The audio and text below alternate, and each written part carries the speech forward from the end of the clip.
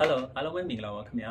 ကျွန်တော်ကတော့ဒီ YouTube ဗီဒီယိုတွေကိုအခုမှစတင်လုပ်မဲ့လူငယ်တွေကလူငယ်တယောက်ပေါ့နော်ကျွန်တော်ကသူများရဲ့ဗီဒီယို editing ဗီဒီယို quality ကောင်းကောင်းပြီးတော့သူများရဲ့ကက်ကက်တွေလည်းကျွမ်းကျင်မသုံးတတ်တဲ့အတွက်ကြောင့်မလို့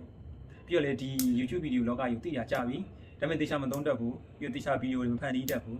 ပြီးတော့အမှန်တမ်းပြောရင်မဆန်တော့လို့ချင်းအဲကြောင့်မလို့ကျွန်တော်ဒီဗီဒီယိုလေးတွေကိုစတင်အကောင့်နဲ့ဖော်ပြီးတော့ဖန်တီးခြင်းနဲ့ဗျပြီးတော့ကျွန်တော်ရဲ့အခက်ခဲ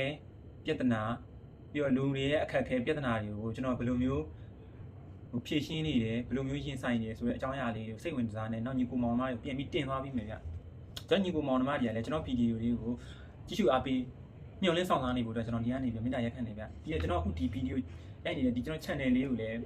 အားပေးသွားကြအောင်ဗျကျွန်တော်ဗီဒီယိုလုပ်နေတာကြာပြီဒါပေမဲ့ဘာမှ view လည်းမရှိ like လည်းမရှိလို့ကျွန်တော်မလုပ်ခဲ့တာအရင်လည်းကြာခဲ့ပြီအဲ့ဒါကြောင့်ကျွန်တော်အခုမှစတင်လုပ်တာဖြစ်တဲ့အတွက်ကြောင့်ကျွန်တော်ဗီဒီယိုလေးတွေကိုအားပေးသွားကြအောင် like subscribe လုပ်အားပေးအောင်ကျွန်တော်ဒီထက်ပို့ပြီးတော့လုပ်နိုင်အောင်လို့ကျွန်တော်view လေးတွေနဲ့အားပေးသွားကြပါအောင်လို့ကျွန်တော်ဒီကနေမိတာရက်ခံနေပါတယ်ပြီးတော့ဒီထက်ပိုကောင်းတဲ့ဗီဒီယိုတွေလည်းရှေ့လျှောက်ဆက်လာမယ်နော်ပြီးတော့စောင့်ကြည့်ပေးဖို့လည်းကျွန်တော်ဒီကနေမိတာရက်ခံပါတယ်ခင်ဗျာ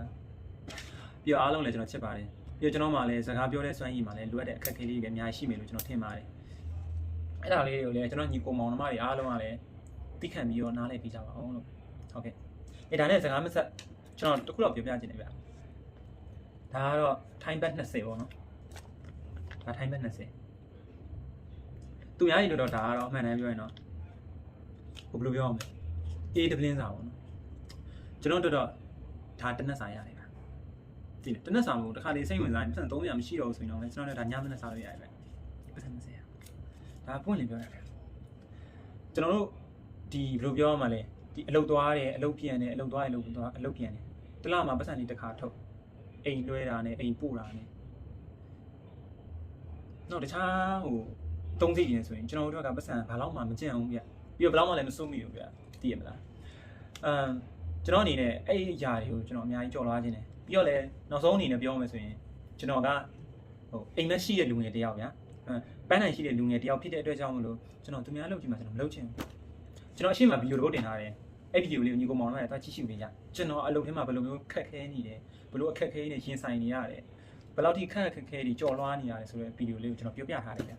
ျအဲ့ဒါလေးကိုကျွန်တော်ညီကိုမောင်နဲ့နားထောင်ပြီးရင်ကျွန်တော်ဘာကြောင့်ဒီလောကနေထွက်ချင်နေရလဲဘာကြောင့်မလို့ကျွန်တော်ဒီ YouTube လောကကြီးတွေကိုကျွန်တော်ဝင်လာရတာလဲဆိုတာကိုကျွန်တော်ညီကိုမောင်နဲ့သိသွားလိမ့်မယ်ဗျအဲ့တော့ကျွန်တော်ညီကိုမောင်တွေကလည်းကျွန်တော်အားပေးကြပါအောင်လို့ကျွန်တော်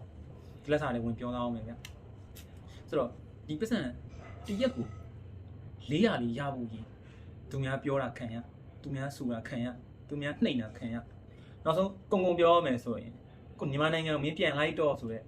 ပြောခံရတဲ့စကားအနေနဲ့ရလာတဲ့ပတ်စံတိတ်တန်မှုရှိတယ်သုံးအောင်ပါလေရန်နဲ့မျောတယ်ဒီလိုပြောတာကစီနိုတော့မဟုတ်ဘာလို့ဆိုတော့ကိုကနေတိုင်းဒီပတ်စံလေးရဖို့ရေးစားဖို့တောက်ဖို့ရေးဒီဘိုက်လေးမှာတစ်ထွာလောက်လေးရှိအဲ့တစ်ထွာလေးအတွက်ကိုလုံးဝရတာဗျာခက်ခဲတော့ခက်ခဲတယ်ဆိုအများကြီးခက်ခဲမပြောပြတတ်လောက်အောင်ပဲအဲ့တော့ညီကောင်မောင်နှမတွေလည်းပတ်စံကိုချွေတာသုံးကြပါချွေတာစုကြပါပြီးချွေတတိုင်းလောက်ကြပါပြီးတော့လည်းပတ်စံကိုလည်းရတိုင်းနဲ့လွှတ်မသုံးကြနဲ့โอเค